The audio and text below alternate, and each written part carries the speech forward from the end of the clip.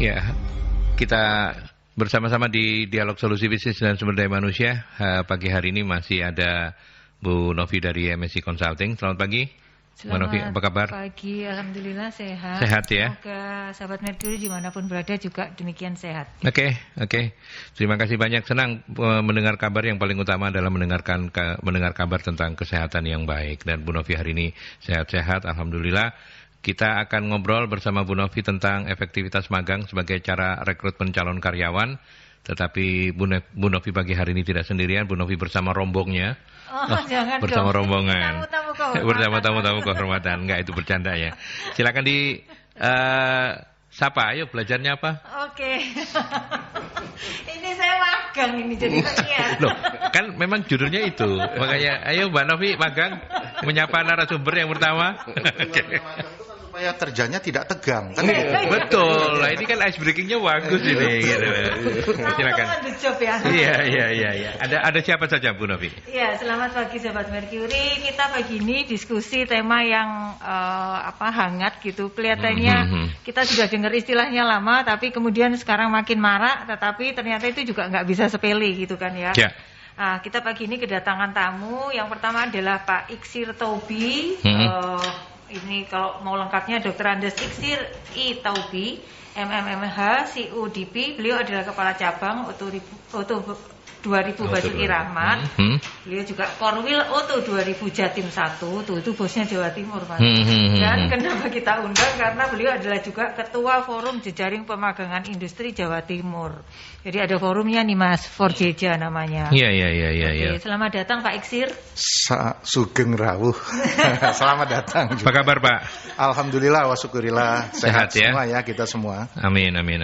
Oke, baik. Oke, dan ada satu lagi nggak kalah terhormatnya. Beliau adalah Bapak Mulyawan.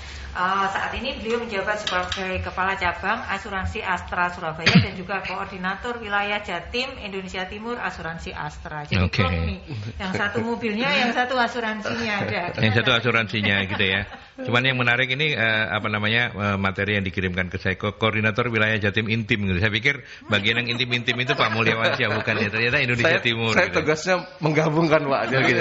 Mengintimkan ya Pak ya. Gitu. Bapak sendiri intim nggak? Oh, sangat. Selamat datang di studio. Selamat datang, terima kasih atas undangannya Bu. Sehat selalu ya. Alhamdulillah. Baik. Mudah-mudahan sehat Pak Mulyawan, sehat Pak Iksir juga sehat. Alhamdulillah semuanya sehat-sehat ya. Amin ya Rabbal. Oke. Bu Novi, apa yang tadi Bu Novi bilang ini menarik ini topik kita.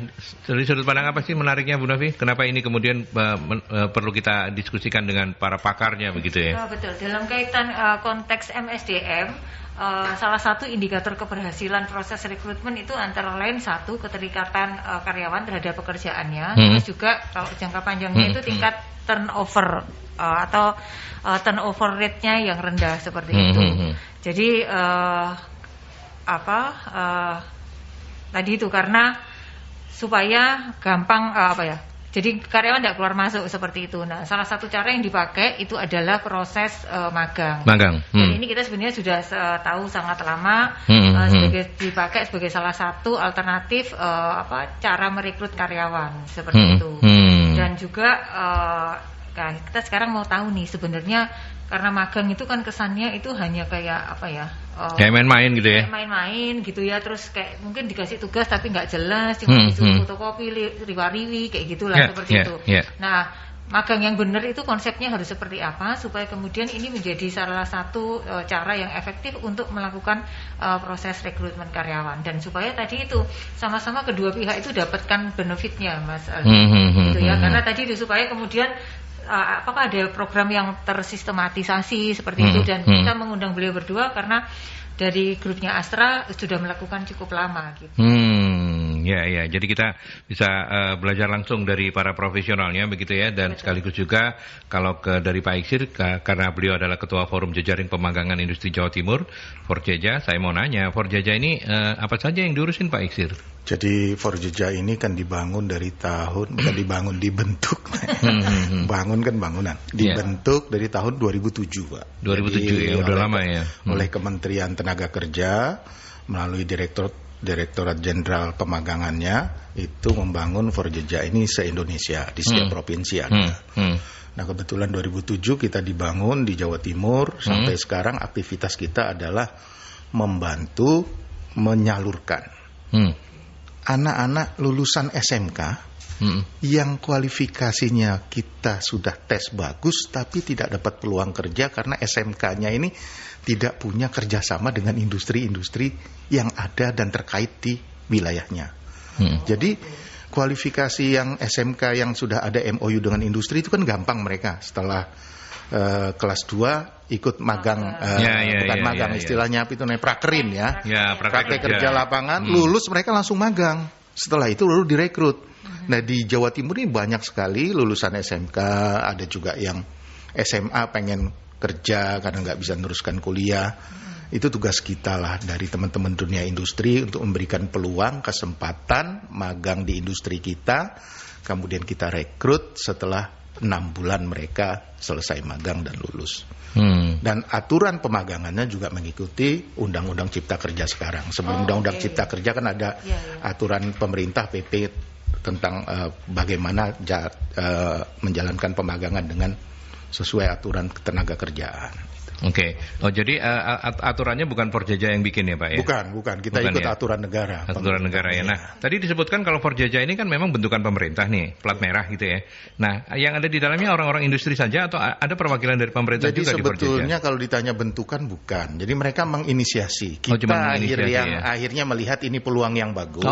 Oke. Jadi kita bangun dari semua dunia industri. Jadi waktu itu pengurusnya aja ada dari PT PAL. Jadi salah satu direktur PT PAL. BUMN juga ada ya? Iya, Bu Eti dulu ikut, almarhum ya kalau nggak salah. Bu Eti itu aktif. Kemudian dari Astra saya dengan salah satu kebetulan instruktur itu sudah jadi kepala bengkel sekarang. Karena waktu itu dia mengepalai training centernya Auto 2000 untuk Jatim Intim untuk mekanik. Jadi kita ajak saya, kemudian dari pabrik kereta api Madiun, Inka ada pengurusnya, lalu dari PT Bambang Jaya, kemudian dari Korwil Astra waktu itu juga ikut, Pak Jogi Hartomo pengurus dan lain-lain lah, banyak sekali dari dunia industri semua. Cuman memang kita ajak juga dari Disnaker, terutama kepala bidang pemagangan dalam negeri untuk aktif supaya kalau ada aturan yang kita langgar dia mengingatkan. Dia juga bisa merefresh untuk peraturan yang baru tentang pemagangan. Sehingga industri ini bisa berjalan memagangkan tanpa melanggar aturan. Karena tujuan kita kan meningkatkan kualitas dan kinerja industri. Gitu. Yang dari Disnaker berarti ada di struktur ya Pak ya? Mereka menjadi salah satu bagian dari kepengurusan. Di SK mereka menjadi biasanya 2 orang dari Disnaker provinsi menjadi struktur bagian. Bukan, jadi wakil ketua. Ada di posisi wakil ketua. Kalau Mas Mulyawan juga menjadi pengurus Forjeja? Oh tidak Pak. Tidak ya. Berarti Anda menjadi dalam tanda petik pengguna begitu ya? Pengguna dari keberadaan Forjeja untuk kesinergian kita di Astra Group Pak. Jadi kita mau bantu seperti 2 tahun lalu ya Pak Isir ya. 2 tahun lalu kan itu kita ada MOU juga dengan Pemkot Surabaya waktu itu Ibu Borisma menjadi wali kota. Oke. Jadi kalau magang ini memang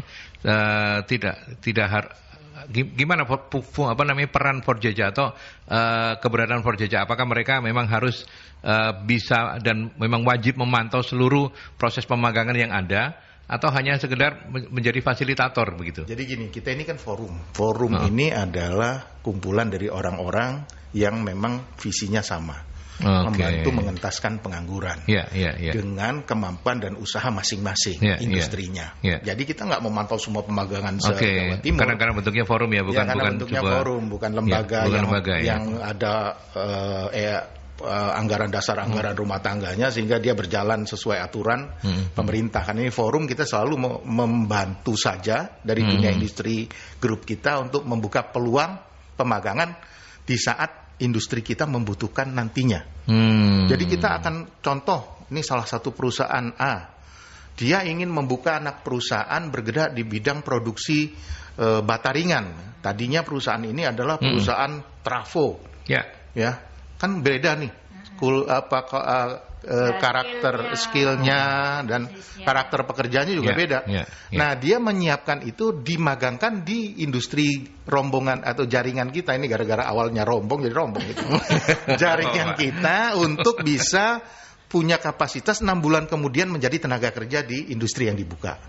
Nah, artinya tujuan utamanya sebetulnya pemagangan yang kita jalankan ini sama seperti bagaimana konsep pemagangan di grup saya juga ya, di grup Auto 2000. Itu kita punya 3 konsep. Pemagangan yang pertama adalah membangun skill. Kedua, membangun kultur, budaya kerjanya. Ketiga, mendevelop mentalnya. Karena skill, kultur, mental itu harus jadi satu pada saat orang mulai bekerja. Jadi di forum ini pun saya tularkan itu bagaimana industri untuk bisa mendapat tenaga kerja yang baik. Kenapa harus begitu? Karena kami itu ada 2 konsep pemagangan dulu, profesional dan CSR. Kalau CSR, tugas tanggung jawab kita kan sebetulnya hanya membantu masyarakat sekitar untuk dapat meningkatkan skill. Tapi tidak wajib merekrut. Karena kami menganggap bahwa skill yang bagus sebetulnya adalah peluang untuk mendapatkan tenaga kerja yang bagus. Kita gabung profesional dan CSR jadi satu. Sehingga hasilnya kita dapat tenaga kerja yang bagus dan dari masyarakat sekitar industri tempat kita berada. Ya, menarik Pak penjelasan Pak Iksir. Saya bisa menyimpulkan sampai di sini bahwa Astra memang sangat menikmati, sangat memperoleh banyak keuntungan dari proses magang ini begitu ya. Tapi Bu Novi kalau sebagai pengamat, sebagai konsultan memotret permagangan yang ada ini seperti apa? Permagangan. Jadi kalau saya amati itu tadi ya, kita mungkin sering dengar magang dan belum banyak yang memanfaatkannya kayak gitulah. Makanya kita undang beliau-beliau ini untuk kemudian bercerita apa yang sudah dilakukan Astra, karena itu tadi sebenarnya kalau dari kami selama pengamatan saya mulai ini beberapa tahun ini mulai misalnya ada pemagangan BUMN gitu ya.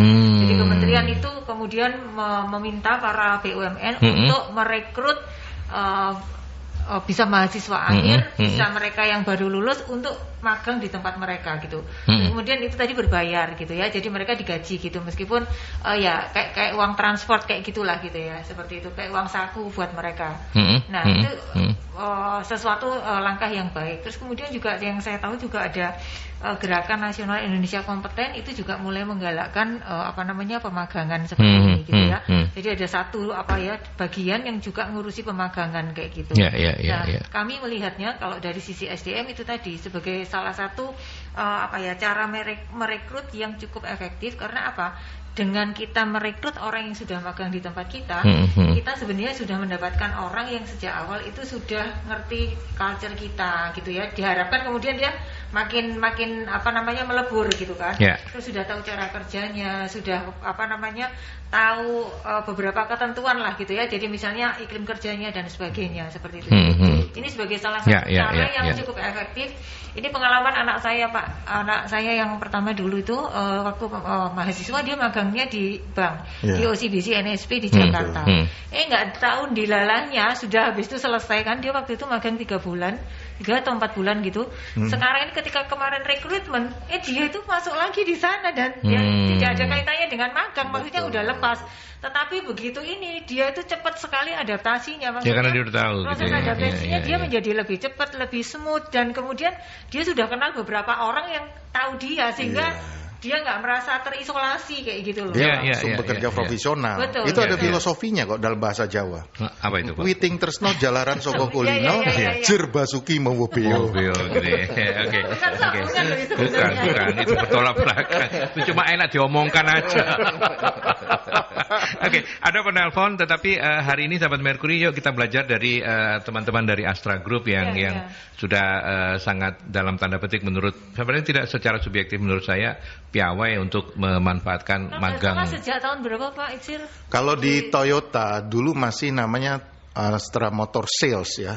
Saya juga belum masuk. Jadi saya masuk Astra itu tahun 93. Itu tahun 88 itu sudah mulai ada pemagangan. Wajar kalau kita harus di belajar bengkel ya. Saya ingat di servis dulu. Baik, kita ke penelpon. Selamat pagi Mercury. Selamat pagi. Assalamualaikum warahmatullahi wabarakatuh. Waalaikumsalam, Pak. Saya Sumarwito. Ya. Pak, dari Astra Auto 2000 ya. Saya dulu beli mobil pertama itu ke Pak Hasan. Pak Hasan itu masih jadi sales biasa. Daihatsu sama Toyota itu masih gabung di Basuki Rahmat itu. Ya. Jadi mungkin kepala cabang atau kepala cabang Jawa Timur, saya dulu itu yang lain-lain itu tak akan tuku mobil Toyota apa itu, kenalan saya, adik saya itu suruh beli itu karena saya cocok melalui Pak Hasan itu. Karena tidak tahu Pak Hasan itu masih di Toyota apa sudah mandiri sendiri. Kan dia punya restoran juga dekat Masjid Agung itu. Ini mengenai magang ya. Magang itu menurut saya berarti kegagalan universitas yang tidak bisa mencetak tenaga siap kerja, lulusan siap kerja. Ya, tak? Kenapa harus minta magang-magang gitu? Contohnya anak saya itu PPNS ya, seperti kalau STM-nya di ITS itu, anak saya jurusan perkapalan. Kan kelistrikan, suruh magang nih gone apa itu PT PAL ada apa gitu. Loh, ini jadi kenapa universitasnya tidak siap kerja, tidak mencetak siap kerja? Jadi harusnya kan itu bukan tugasnya apa itu jenisnya industri kan. Jadi harusnya magangnya 1 bulan lagi. Harusnya kan kalau pengenalan itu kan seminggu apa sedino apa pinter. Ya. Sudah tidak perlu harus siap kerja. Kenapa harus begitu? Ini pendidikan di sini sama di luar negeri apa beda? Ya. Gitu? Ya. Lucu. Saya Indonesia itu lucu-lucu. Terima kasih. Ya. Assalamualaikum warahmatullahi wabarakatuh. Waalaikumsalam. Bapak, saya tampung saja. Ini curhatan orang tua gitu ya. Terus anak makan nggak dibayar gitu kan, orang tuanya bingung. Ya, nanti kita jawab tapi kita ke iklan dulu.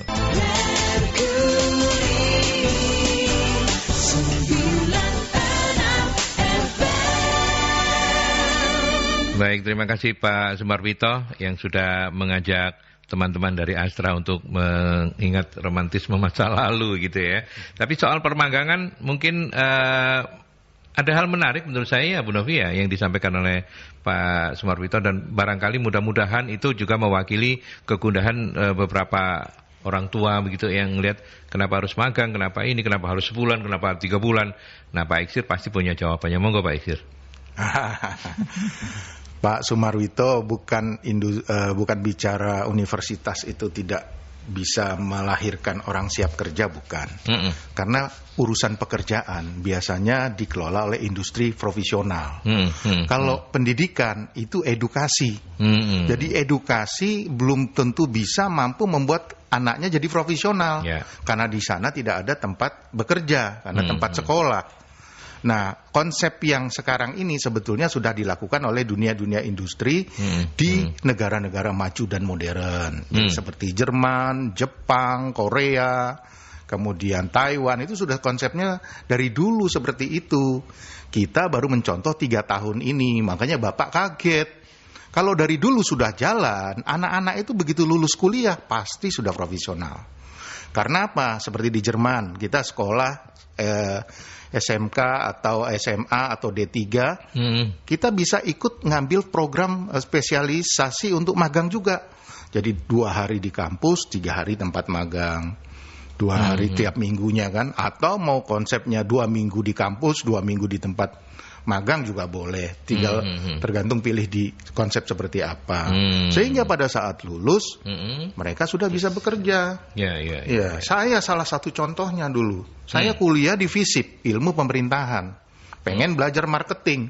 Saya magang di radio di semester 6. Jadi pernah magang di radio. Jadi saya marketing off air radio sama penyiar akhir jam 11 sampai jam 12. Makanya ini makanya ini nggak ada gagoknya Ibu ya. Makanya ngomongnya lancar. Dulu magang, begitu saya selesai, kemampuan marketing saya ada, kemampuan ilmu pemerintahan saya cukup, lengkap. Akhirnya saya milih masuk Astra. Oke, baik. Itu. Mas Mulyaman. Iya Pak. Mau menambahkan untuk Pak Sumarwito? Iya, saya rasa memang itu mungkin Pak Isra sudah secara jelas ya Bu ya.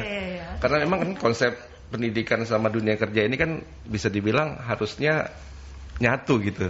Makanya tadi ada pembagian waktu kan, ada pembagian waktu segala macamnya. Nah, untuk membuat profesional itu yang seperti Pak Isir tadi bilang, ya culture, budayanya, mentalnya, itu mungkin tidak didapat di pendidikan formal ya Pak. Ya. Oke, memang. Tetapi kan pendidikan vokasi itu loh yang mungkin menjadi pertanyaan kita sebagian dari yang ada di kubunya Pak Sumarwito begitu kan. Kita kan punya pendidikan vokasi, tapi even itu pun juga belum bisa menjembatani ya. Iya, belum bisa mencetak lah istilahnya mereka-mereka yang fresh graduate itu memang langsung bisa kerja gitu. Ya. Makanya di kami sekarang ini ada programnya Mitra Garda Utuh salah satunya, contohnya Ibu. Jadi kita merekrut atau memberikan ya semacam pelatihan begitulah bagaimana anak-anak fresh graduate atau teman-teman yang mungkin bukan hanya putus sekolah misalnya gitu ya, tapi ada putus kerja kan karena pandemi seperti ini, dia bisa berpenghasilan di rumah, caranya seperti apa. Nah itu yang kami sekarang lagi rekrut lah gitu, dengan program kami yang kami sebut di asuransi Asra adalah Mitra Garda Utuh. Mitra Garda Utuh salah satu contohnya. Menjadi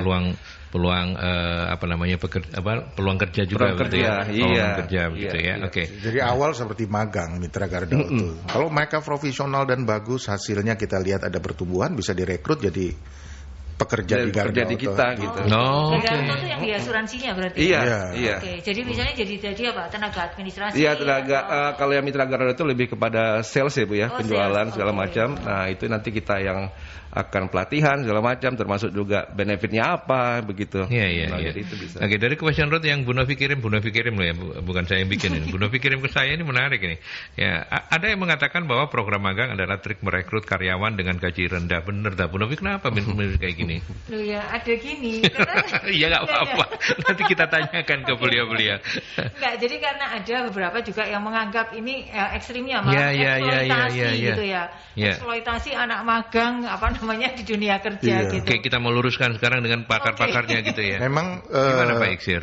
Jadi waktu saya masuk jadi pengurus forum tahun 2007 itu kita masih banyak nemui industri yang begitu.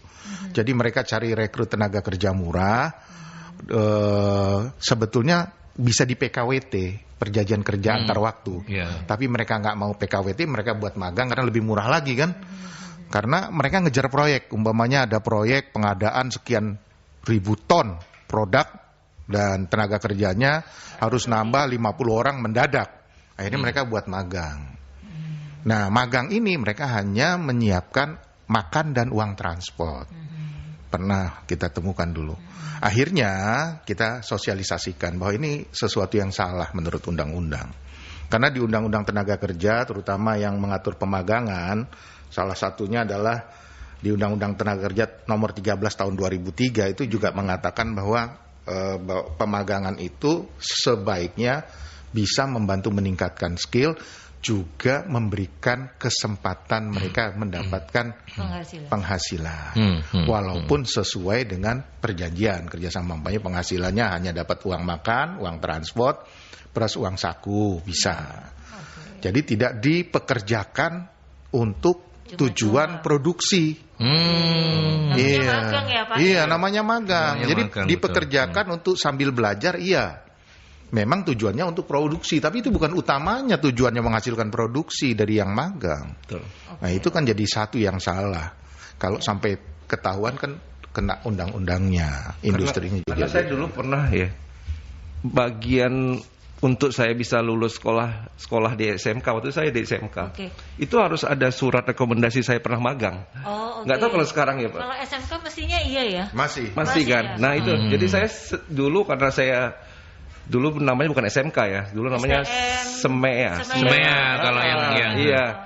Jadi saya waktu itu pulang sekolah, saya magang 3 bulan. Jadi habis dari sekolah, saya waktu itu magangnya masih ada Sempati Air waktu itu Pak. Senawangi Sempati yang ngurusin kargo bandara waktu itu. Nah, saya magangnya di situ, buatin administrasi. Program sekolah kan Pak? Iya, program sekolah. Kan? Jadi gitu saya dapat rekomendasi, jadi semacam syarat untuk saya bisa lulus kan gitu. Nah itu seperti itu ya. Ya. Oke, ini ada pertanyaan menarik dari Pak Bambang. Selamat pagi Pak Bambang. Terima kasih sudah berkenan mampir di dialog pagi ini. Apakah semua sekolah-sekolah di Surabaya pada khususnya sudah bisa mengakses Forjeja untuk bisa mendapatkan kesempatan magang? Oke, mungkin ini menindaklanjuti tadi yang disampaikan Pak Iksir. Gimana Pak Iksir? So far magang tadi kan disampaikan untuk memberikan kesempatan mungkin sekolah-sekolah yang belum punya jejaring begitu ya. Nah ini pertanyaannya apakah mestinya semua bisa. Sekolah harusnya bisa harusnya bisa semua atau sekolah. Atau kalau mau daftar gimana sih Pak? Ada apalah pendaftaran? Jadi gini gitu? Kan kita itu Forjeja itu juga berkantor sekretariatnya kita numpang di salah satu ruangan Disnaker provinsi. Provinsi. Iya, karena Menanggal. Tadinya kan kita berkantor di salah satu kantor pengurus, cuman karena beliau pensiun, beliau bilang udahlah bagusnya di Disnaker aja supaya surat menyurat dan lain-lain. Kalaupun datang hari Minggu ada yang jaga, ada yang simpan. Akhirnya kita berkantor di situ. Jadi kita tuh dengan sekolah-sekolah sering melakukan pertemuan kok. Jadi contohnya kalau ada pertemuan SMK, pengurus forum BKK, kita ada perwakilan pasti datang. Dan itu kita sosialisasikan kalau kita ada program pemagangan di industri ini. Supaya apa? Supaya SMK-nya atau SMA-nya yang tertarik bisa berkontak dengan kita untuk kita cari calon peluang magangnya di industri-industri yang dibutuhkan. Memang itu aktivitasnya kan setahun sekali kalau kita ikut yang pertemuan BKK-nya SMK atau SMA itu. Tapi paling tidak peluang itu kan sudah dibuka. Dan kalau di Google juga ada kan forum Forjeja, siapa pengurusnya dan nomor handphonenya, atau tanya ke Disnaker juga boleh. Di bagian pemagangan dalam negeri bisa, no problem. Pak Bambang ini kayaknya dari sekolah ya Pak ya, karena dia menanyakan apakah semua SMK sudah bisa akses Forjeja. Mudah-mudahan saya juga beranggapan kalau beliau ini orang tua gitu, jadi mau ngecek ke sekolah anaknya setelah ini. bisa. Kita se-Jawa Timur kok. Ya, Pak Iksir, apakah itu memang harus melalui sekolah, melalui institusi sekolah, atau boleh misalnya perorangan Pak Bambang mau daftarin anaknya atau mau ngikutin anaknya, pengen tahu lagi ada program apa Forjeja gitu. Jadi gini, Pak? Kita sih tetap menerima kalau perorangan ingin daftar, tapi kan kita gabungkan dengan beberapa sekolah karena ini kan programnya per grup. Jadi industri butuh 20 tenaga kerja. Kita biasanya memagangkan itu maksimal 10. Jadi kita buat satu kelas itu 10. Bisa dari 3 SMK atau SMA campur-campur, atau juga dari yang nganggur masuk. Jadi udah 3 tahun nggak dapat peluang kerja, SMK-nya hasil rekrut kita bagus, kita biasanya melakukan psikotes. Tetap jadi harus setelah interview. Ya, jadi setelah interview. Jadi gimana tahapannya? Tahapannya adalah mereka memberikan lamaran, atau SMK atau SMA-nya memberikan informasi lamaran dari anak-anak yang sudah lulus maksimal 3 tahun atau yang baru lulus. Nanti kita panggil dan kita interview. Dari hasil interview itu kita lihat anak ini serius atau tidak. Kita cuma pengen lihat keseriusan kok. Kalau dia nggak serius kita tarik kan juga menjadi masalah. Keseriusan nanti kita akan tes psikotes. Psikotesnya juga nggak nilai kayak mau rekrut karyawan yang profesional, enggak. Artinya kita lihat dari tingkat kejujuran, semangat kerja, ya kan. Kemudian keingintahuan kan dapat semua dari itu aja. Bukan terus ini nilainya sekian, enggak. Jadi nggak melihat dari nilainya jelek apa nggak, cuman kita pengen lihat ini karakternya seperti apa. Nah setelah itu baru kita rekrut untuk magang. Supaya apa? Supaya teman-teman industri yang butuh pun nggak direpotin sama tenaga kerja yang salah rekrut ini. Jadi ada seleksinya kan ya? Ada seleksinya. Kalau nggak lolos seleksi ya mohon maaf nggak bisa. Mohon maaf nggak bisa. Tapi dia bisa ikut magang CSR. Jadi umpamanya industri ada yang program CSR, ya kita tawarin ke sana. Karena CSR kan belum tentu profesional. Di lingkungan dia tinggal di mana nih ada program. Tapi yang Forjeja lakukan adalah yang profesional. Artinya setelah magang mereka itu itu punya peluang siap pakai dan direkrut. Bukan kita sia-siakan waktu, terus setelah mau direkrut nggak bisa. Berapa lama rata-rata program itu, Pak? 6 bulan. Oh, 6 bulan cukup panjang ya. 6 bulan. Jadi 1 bulan biasa in class, 5 bulan praktek. 5 bulan praktek. Dan itu dimonitor sama Disnaker provinsi dan Disnaker dinas kabupaten dan kota. Jadi setiap bulan pasti dimonitor. Pak Iksir, dalam setahun begitu Forjaja tadi saya tolong dibetulkan kalau saya salah menangkap, apakah proses permagangan ini sesuai dengan kebutuhan industri atau memang ada program misalnya dalam setahun itu Forjaja pasti akan melakukan 4 kali, 5 kali, 1 kali, 2 kali? Jadi gimana Pak proses permagangan? Proses pemagangan ini biasanya satu tahun kita jalankan 1 kali, Pak. Oh, 1 kali. Tapi kebetulan kan kita ini juga dipantau oleh Kementerian Tenaga Kerja dan Disnaker provinsi. Mereka itu memberikan budget transport untuk yang magang. Biasanya berapa paket? 100 paket, artinya 100 kali 10, 1000. Memang budget itu tidak cukup. Karena memang sebagai stimulus. Jadi nanti yang akan memenuhi sisanya adalah industri tempat di mana magang, yang sesuai dengan aturan undang-undang pemagangan tadi. Jadi memberikan tunjangan makan, memberikan apa, sehingga anak ini merasa dimanusiakan pada saat magang. Dan itu yang paling penting. Jadi selama ini kami setiap tahunnya itu memagangkan hampir paling sedikit itu 50 paket. Tapi dibagi-bagi, Pak. Jadi kita punya Forjaja dari Sidoarjo ada, Mojokerto ada, Gresik ada, kita bagi sehingga semua budget itu terbagi. Yang membagi adalah Disnaker provinsi, bukan kami dari forum. Karena budget kementerian itu kan tidak bisa transfer ke swasta, harus lewat lembaga. Jadi pada saat forum jejaring kabupaten mengusulkan, saya setujui, maka dari dinas itu akan membagi budgetnya untuk ke sana masing-masing. Kita memantau prosesnya dan forum itu menerima magangnya teman-teman industri. Jadi konsepnya seperti itu. Ya, oke. Ini sekaligus menjawab Mas Firman ini ya, karena Mas Firman menanyakan bagaimana bisa mengakses Forjaja, tadi sudah disampaikan. Kebetulan anak saya sekarang ini kelas 11 SMK otomotif dan membutuhkan tempat untuk magang. Mohon informasinya tadi sudah disampaikan begitu ya. Bisa melalui sekolahnya, terutama kalau yang SMK otomotif bisa melalui sekolahnya. Karena biasanya sekolah itu ada MOU kan dengan gitu ya Mas Firman ya. Mudah-mudahan terjawab. Mas Mulyaman mau menambahkan? Cukup ya, Bu Novi? Kalau dari saya sih tadi itu menjawab bahwa tadi itu supaya tidak tereksploitasi tadi kan. Karena sudah dijelaskan bahwa ada aturan-aturan yang mengacu kepada Undang-Undang Tenaga Kerjaan. Lalu kemudian tadi juga kalau melalui Forjaja pastinya akan dipantau gitu ya, sehingga kemudian progresnya mungkin kendala-kendala yang muncul akan terjadi. Nah, dari sisi perusahaan menurut saya juga ini tadi ketika mereka mau menerima anak magang ini perlu juga kesiapan dari mereka, karena seringkali kita ini nggak siap gitu loh, Pak. Orang magang tuh ya wis kita anggap bahwa ya udahlah kamu karena serabutan aja gitu ya. Karena magang gitu. Jadi kita juga berasumsi dia nggak bisa apa-apa. Dia mau belajar sama kita. Ya, Bu. Karena pengalaman. Ini ada konsepnya. Jadi magang itu ada yang push, ada yang pull. Nah, kalau di Forjaja itu yang kita pull, bukan kita push. Jadi teman-teman industri yang butuh untuk 6 bulan ke depan pergerakan atau kekurangan tenaga kerja, mereka ngusul ke kita siapkan. Skillnya disiapkan di situ, Bu. Iya.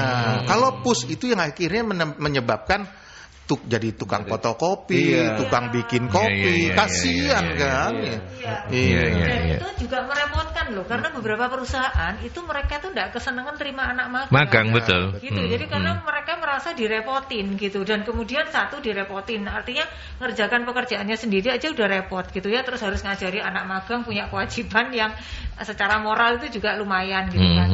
Lalu yang itu tadi bahwa mereka nggak nyiapin mentor, Mas gitu. Jadi artinya harusnya magang kan tadi kalau yang tadi itu pasti di ada forum mentornya. Di forum Forjaja itu kan ada mentornya. Gitu. Nah, di perusahaan pun idealnya menurut saya tetap harus ada buddy atau mentor atau yang akan membantu dia untuk belajar tentang apa yang dia magangkan di sana, seperti itu. Jadi yang seperti itu rasanya juga perlu kesiapan dari perusahaan, karena kalau enggak ya itu tadi Dan sebaiknya memang kalau ini kebetulan saya dari sisi perusahaan ya, kita mesti bisa menspesifikkan kita menerima anak magang dari yang jurusan apa gitu. Jadi jangan hanya asal gitu ya, asal menerima anak magang terus kemudian kita merasa juga ada barangkali bisa disuruh-suruh atau apa gitu kan. Nah, jadi lebih kita tahu secara spesifik jenis-jenis pekerjaan atau kompetensi apa yang dibutuhkan. Sehingga ketika magang itu benar-benar sama-sama dapatkan benefitnya gitu. Enggak melihat mereka sebagai beban yang kemudian perlakuan kita ke mereka juga jadi gak win-win gitu kan. Betul. Kadang-kadang talent terbaik itu juga kesempatannya belum ada, Bu. Padahal talentnya banyak. Dia menyimpan potensi tapi nggak ada yang memberikan kesempatan untuk di-action gitu ya. Makanya pada waktu pun saya setuju dengan Pak Isir bilang tadi, pada saat dia terima magang dia harus di psikotes. Kenapa? Biar kita juga kasih feedback, improve-nya dia seperti apa, karakternya seperti apa yang harus strength-nya di mana gitu. Nah, weak-nya di mana itu kan jadi masukan juga untuk yang bersangkutan gitu. Dan sekarang ini makin banyak loh terutama ketika musim pandemi ini beberapa perusahaan yang istilahnya kayak bukan konsultan ya, tetapi mereka perusahaan-perusahaan yang memang menjembatani anak-anak yang mau magang. Jadi anak-anak yang sekarang ini kan kalau misalnya pelatihan aja, sertifikat pelatihan itu dianggap tidak cukup. Karena pelatihan sekarang gampang ikutnya. Webinar 1 jam 2 jam dia dapat sertifikat. Sudah dapat sertifikat. Jaminan bahwa dia akan menguasai kompeten. Nah, salah satu yang disyaratkan juga sekarang adalah ketika recruiter itu nyari adalah akan diutamakan anak-anak yang pernah magang gitu, yang punya sertifikat magang. Artinya karena di sana mereka punya pengalaman kerja, terus magangnya apalagi tadi ada MOU antar instansi seperti itu, sehingga pastinya programnya lebih terpantau, bukan asal magang kayak gitu loh. Oke. Baik, kita harus break iklan. Setelah ini nanti kita akan belajar lagi ke teman-teman Astra, kedua-dua narasumber tamu kita untuk tahu bagaimana proses magangnya, dan kemudian kebetulan ini ada pertanyaan juga dari Mbak Dian, apa pertimbangan dasar dan menjadi poin penting saat perusahaan merekrut karyawan dari proses magangnya? Oke, nanti dijawab ya. Tapi kita ke iklan dulu.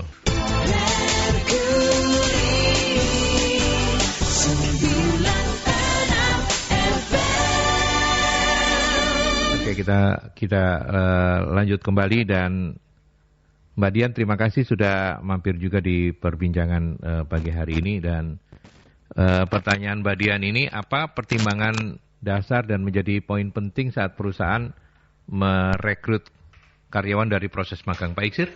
Ya, yang pertama karena magang tadi saya ceritakan tujuannya adalah karakter building, kultur building, skill building, ya kan? Jadi pada saat setelah selesai magang kita akan lihat skill buildingnya yang paling tinggi siapa di antara semua yang magang. Kulturnya yang sudah ngikut yang mana, yang kelihatan sudah serius, terus karakternya terbangun waktu magang seperti apa. Kalau pekerja itu kan harus kita lihat juga karakternya. Kalau karakternya main-main terus kan repot kita rekrut. Betul. Jadi pasti di saat selesai magang ada yang tidak terekrut, ya kan? Ya. Yang kita pilih adalah yang terbaik lah. Karena peluang kerja juga nggak disiapkan semua kan. Mungkin 50% dari yang magang. Magang 10, yang diterima 5. Tapi kalau di forum jejaring, sisanya itu kita akan tawarkan ke teman-teman industri yang membutuhkan untuk spesifikasi yang sama. Mungkin ada industri yang tidak terlalu memikirkan bahwa ini harus seperti nilainya yang pada saat di industri magang. Karena dia butuh dan dia mendesak, dia rekrut aja nggak apa-apa, nanti dia develop lagi. Dia pakai body program, jadi on board training, jadi orang yang sambil jalan sambil didampingi, no problem lah di industri yang lain. Paling tidak semua bisa terserap. Karena setelah magang itu adalah nilai terbaik seorang generasi muda pekerja lulusan sekolah ketimbang perusahaan tuh ngerekrut yang baru lulus, fresh graduate. Karena pasti proses mempersiapkannya lebih panjang, lebih rumit. Karena ini kan siap pakai langsung. Gitu. Pak Iksir, kalau boleh tahu, dan ini bukan sesuatu yang memang harus tidak boleh diinformasikan, Astra Auto 2000 juga sampai hari ini masih menggunakan pola itu, dan seberapa besar gitu peluang chance yang didapat dari proses magang dengan rekrutmen yang biasa gitu? Kalau di kita, terutama yang mekanik ya, teknisi. Jadi setiap mereka lulus dari SMK itu kita punya database-nya. Terus kita mempersiapkan kalau Auto 2000 akan membuka cabang atau membuka bengkel yang berhubungan dengan body and paint selain general repair. Kita akan rekrut mereka, kita akan magangkan. Jadi setelah siap 6 bulan sesuai dengan pembukaan cabang, kita nggak pusing rekrut orang.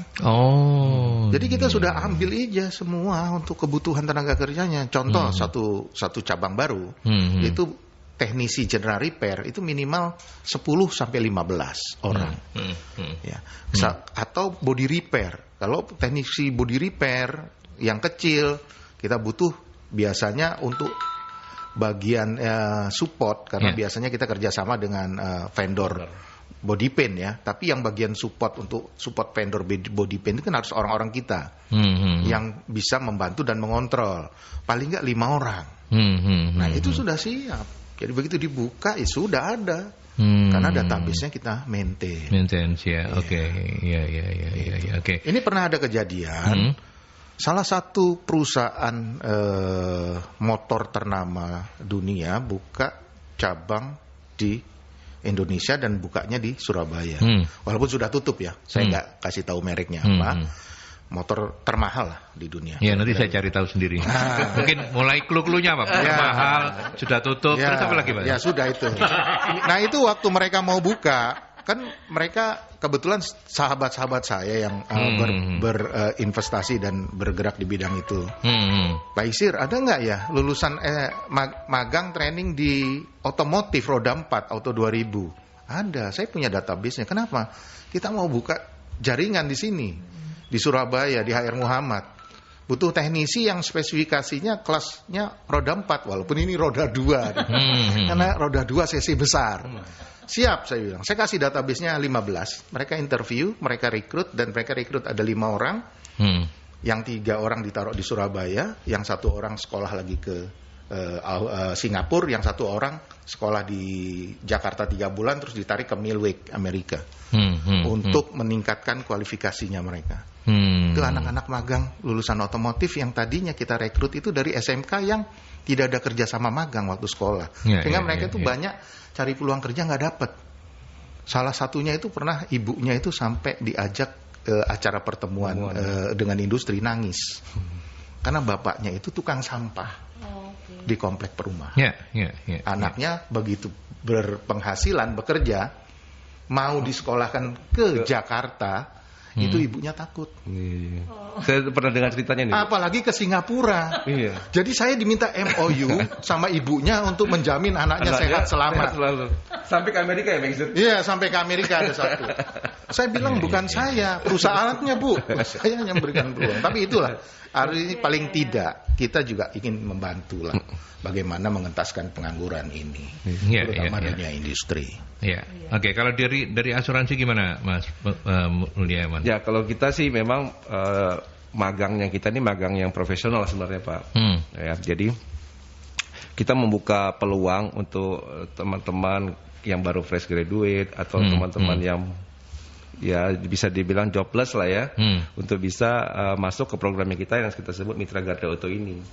Jadi kita melakukan mentoring, ya, melakukan pelatihan dan juga melakukan opportunity skill-skill ya yang bisa mereka manfaatkan dan bisa mereka pergunakan juga untuk bisa ngejual. Jadi kami sih lebih kepada salesnya gitu ya Pak. Sehingga mereka bisa siap pakai dimanapun, even pun mereka mau mendapatkan pekerjaan, ini tetap bisa berjalan begitu dengan konsep Mitra Garda Auto ini. Ya kami juga membuka peluang, kita ada business session segala macam, dan itu free, ya bisa dimanfaatkan, bisa dipergunakan untuk siapa saja. Kita kasih linknya, dan kita kasih ada beberapa juga kita kadang kasih kuota internetnya gitu ya. Jadi ya gunanya untuk bisa memberikan manfaat lah. Ya salah satunya ya konsepnya ya samping profesional kita gabung dengan CSR-nya begitu. Oke. Ini ada pertanyaan menarik juga dari Sally. Apakah ada perbedaan rekrutmen karyawan magang sebelum dan sesudah pandemi? Karena kondisi sekarang ini banyak anak-anak ya kita, kata Mbak Sally, yang sulit mencari perusahaan sebagai tempat magang. Bagaimana Forjaja menyikapi? Oke, soal pandemi. Pak Iksir. The show must go on atau gimana Pak? Kemarin itu kita kan setiap mulai program pemagangan Forjeja ini April Mei. Nah, memang 2 tahun ini kita mengurangi jumlah kuotanya. Tujuannya adalah untuk menjaga jarak. Jadi yang magang pun tidak bisa 2 kelas atau 3 kelas di satu industri. Maksimal hanya 1 kelas, 10 orang saja di satu industri supaya terjaga kesehatan mereka. Dan industrinya juga kan pasti ada yang on, ada off. Work from home, work from office, karena mereka harus ikut aturan PPKM. Jadi kita juga sudah menyiapkan untuk ikut aturan itu pada saat mulai magang. Nah, setelah ini mungkin tahun 2022 besok, pandemi sudah lewat, kita akan full kelas lagi, hampir ya 100 kelas, 150 kelas. No problem, kita juga kan nggak tahu karena memang pandemi ini tidak satupun orang atau perusahaan ataupun negara bisa memastikan kapan selesainya. Betul. Tapi kita selalu siap tiap tahun. Ya. Apakah industri belum jenuh ya kalau Jadi industrinya yang pada saat magang pandemi ini kita pilih teman-teman industri yang memang bisnisnya bertumbuh. Contoh hand sanitizer, alat-alat kesehatan. Itu kan banyak industri yang tumbuh mendadak. Mereka juga bingung kan. Akhirnya bilang, Pak Iksir bagaimana ini disiapkan magang? Bisa, cuman nggak bisa banyak. Saya 10 orang. Karena ini aturan kita yang kita buat untuk menjaga agar anak ini tetap sehat. Ya sudah, direkrut 10 orang tuh magang. Setelah itu mereka langsung rekrut 10-nya jadi karyawan. Dan industri home industri yang bergerak di bidang makanan, food, frozen food, itu tumbuh pesat. Jadi itu yang tempat kita magang. Kalau hotel kita sudah stop sementara. Yang berhubungan dengan pariwisata, magang di hotel, stop. Nah, ada juga yang berhubungan dengan magang di rumah sakit. Nah, yang biasanya kita jalankan adalah magang perawat. Dan ini dilakukan oleh teman-teman Forjeja Jombang. Jadi masukannya di pelatihan magang perawatnya di rumah sakit di Jombang. Itu rumah sakitnya NU kalau nggak salah. Karena tim Forjeja Jombang itu kan laporan ke saya semua nih. Wah ini bagus. Dan itu akhirnya kita buat 2 kelas. Karena dibutuhkan. Itu karena juga kebutuhan nakes lumayan. Lumayan, betul. Magang untuk nakes pasti sangat membantu. Sama kalau ini Pak Iksir, yang ini kayak digitalisasi gitu, anak-anak yang kreatif, desain, itu rasanya magang-magang makin banyak sekarang. Ya, jadi kalau digital kreatif, desain, magang tuh makin banyak, tapi tidak di perusahaan besar, karena perusahaan besar itu jarang yang bergerak di bidang digital kreatif. Biasanya jadi digital kreatif itu di startup kecil, kelompok kecil, anak-anak milenial yang hobi memang berbicara di digital atau berkomunikasi marketing di digital. Kita tidak pernah dapatkan memang. Karena lebih yang industri yang sudah settle yang settle dan besar, betul. Tapi pernah waktu itu kalau nggak salah MPM Honda Motor dia butuh yang digital. 4 tahun yang lewat kita akhirnya magangkan 10 orang di sana untuk buat mungkin promosi atau apa. 4 tahun yang lewat, tahun 2018 ya, 2017-2018. Itu berarti Forjeja ini ya ngedapetin merekanya itu dari sekolah ya. Dari sekolah ya. Sama ya. Jadi Bapak sampaikan ke sekolah kita lagi ada butuh, langsung buka kelasnya. Iya, jadi kita akan buka kelas 3 bulan sebelumnya itu ada acaranya sekolah yang tadi saya bilang pertemuan forum SMK itu saya pasti hadir untuk sosialisasikan. Tapi itu sekolah yang bikin acara, bukan Forjeja ya? Bukan, jadi sekolah itu ada acara yang dikelola sama dinas Dispendik kalau nggak salah ya. Itu ada acaranya, forum apa gitu, sekolahan, lomba-lomba dan lain-lain. Kita biasanya diundang dari dulu. Dari Forjeja diundang. Iya, kita akan bicara bahwa kita akan 3 bulan lagi akan ada kebutuhan dari jurusan ini. Minta tolong dari teman-teman yang sudah nganggur, lulus 2 tahun dari sekarang atau 3 tahun yang utama. Karena waktu rekrutnya yang baru belum lulus, 2 bulan kemudian yang baru lulus. Iya. Oke. Baik, waktu kita habis loh. Kita nggak kerasa ya, Pak. Iya, nggak kerasa. Banyak sekali. Iya, betul. Padahal saya mau promosi paket bebas PPNBM buat mobil Toyota ada 7 unit. Boleh Pak. Mumpung itu. Boleh Pak. Harganya masih murah. Kirim ke WA saya coba. Iya. Ya bukan Pak Iksir kalau enggak seperti ini. Tapi terima kasih banyak. Sukses selalu untuk teman-teman Astra. Amin. Mas Mulyawan mau menambahkan sesuatu? ya mungkin saya nambahin bahwasannya memang walaupun kita di pandemi seperti ini sebenarnya ya, tapi semangatnya semua kita termasuk juga kami di grup Astra gitu ya, pasti akan menjadi termasuk slogannya kita di Catur Dharma Astra adalah harus bermanfaat bagi bangsa. Jadi itu yang kita selalu camkan di semua company, di semua pimpinan, bahwasanya dengan Catur Dharma tadi dan kita bisa bersinergi dengan siapapun sebenarnya. Kami lebih berharap bahwasannya semuanya kita bisa sinerginya lebih erat lagi begitu ya. Termasuk juga dengan stakeholder yang ada di Jawa Timur, karena memang kami tidak bisa berdiri sendiri juga, tapi memang kita harus bertumbuh itu bersama-sama. Baik. Itu akar Catur Dharmanya Astra. Iya. Bu Novi, closing. Pertama nomor 1, menjadi bagian yang bermanfaat bagi bangsa dan negara. Iya, Pak. Kami juga begitu, Pak, sama. MSI juga sama. Tapi terima kasih Pak Exit. Bu Novi, closing statementnya apa? Closing statement ini tadi ya. Jadi kalau selama ini kita bicara tentang yang sudah ada di dalam perusahaan, kali ini kita benar-benar saya sendiri juga dapat insight yang benar-benar inspiring pagi ini. Itu membuka sekali peluang bahwa ternyata ini tadi ada sebuah forum yang ternyata menjembatani kebutuhan magang, di mana saat sekarang ini tentunya kebutuhan yang satu di industrinya juga butuh, dan kedua yang bagi masyarakat tadi berguna untuk banyak orangnya juga, termasuk kepada teman-teman yang magang yang nantinya diharapkan nanti cocok bisa bekerja. Jadi salah satu langkah untuk meminimalkan pengangguran atau mengurangi lah gitu ya. Karena sudah banyak sekarang mengurangi pengangguran, dan ini tadi banyak jalan sebenarnya yang bisa kita lakukan. Pokoknya nggak boleh diem deh. Gitu. Saya ada insight satu juga. Untuk melengkapi Bu Novi. Jadi industri itu cangkirnya, anak-anak yang magang itu tutupnya. Jadi kalau anak magang ketemu kebutuhan cangkir itu kan butuh isi, ditutup lengkap. Boleh tutup itu. Boleh tutup. Ya baiklah, Jer Basuki mau beo ya.